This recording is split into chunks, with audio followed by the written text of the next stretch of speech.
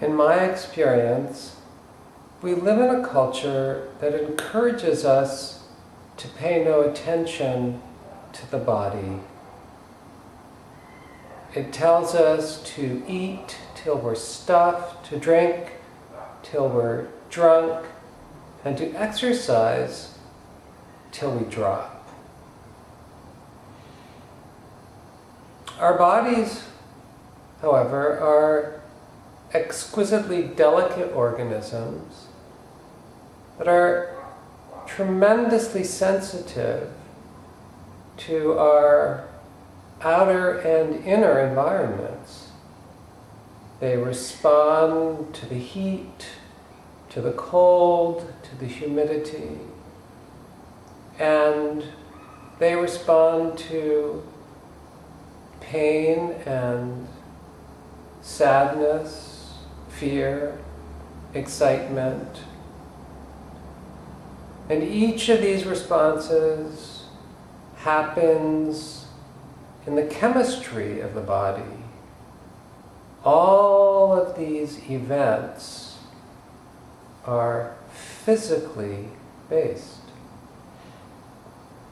And yet, despite the physical basis of our sensations,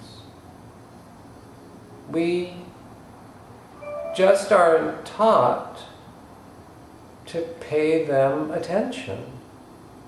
In fact, on the contrary, to pretend they aren't there.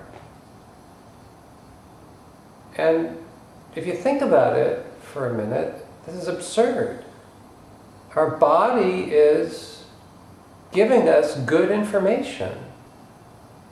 It's telling us how it feels. And how it feels suggests what it needs.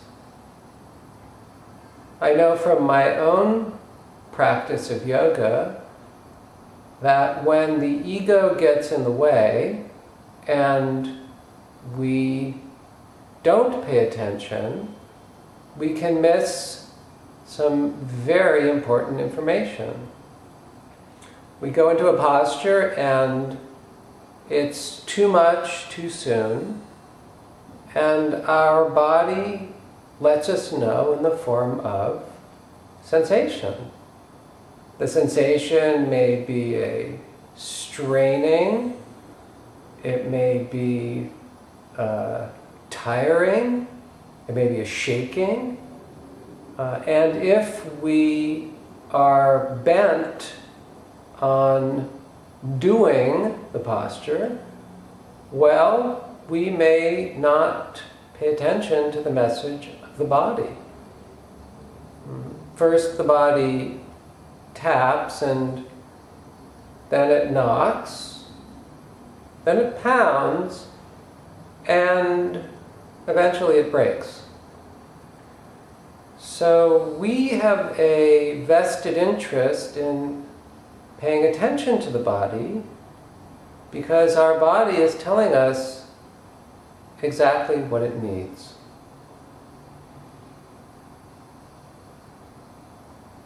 Let's take a minute to do an experiment.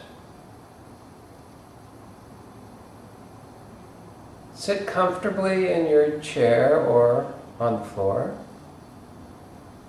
Close your eyes and bring your attention to your body. Scan your body and observe any sensations.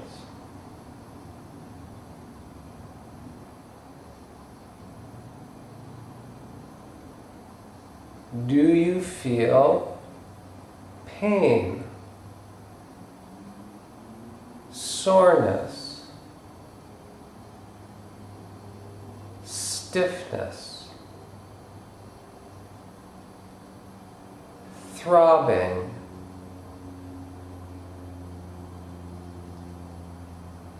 itching,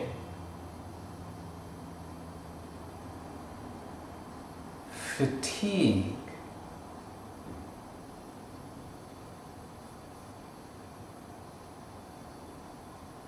numbness.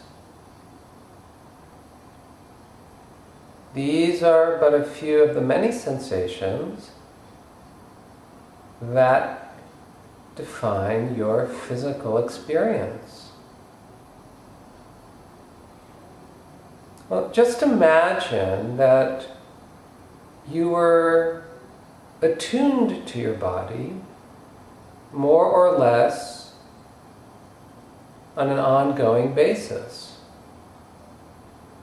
Your body would become your own best guide.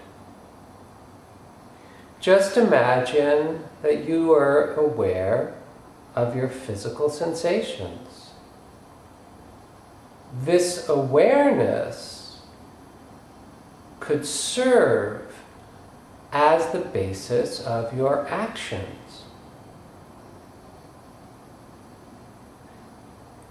It is this kind of awareness that is the basis of meditation. And meditation can help to cultivate this kind of awareness. Now, this kind of awareness in which we witness our sensations, this kind of witnessing is discernment without judgment. I notice at the moment that my heart is racing, but I don't assign critical value. In this kind of witnessing, we use one part of the body to observe the rest of the body. We use one part of the brain to observe everything else.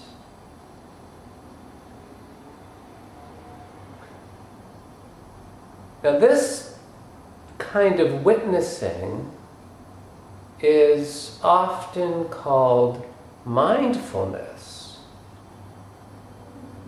but it actually does away with the need for a mind. We are simply using one part of the body to observe the rest of the body, to witness, to become aware of the sensations that arise.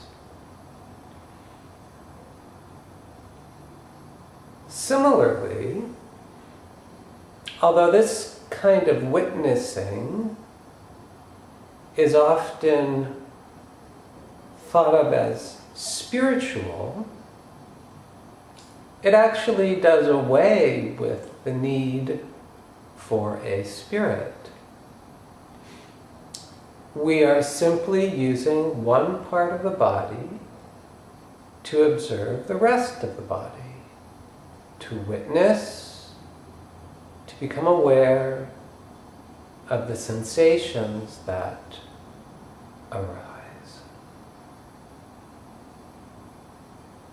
As my yoga teacher, Chuck Miller, once put it paradoxically, the metaphysical is physical.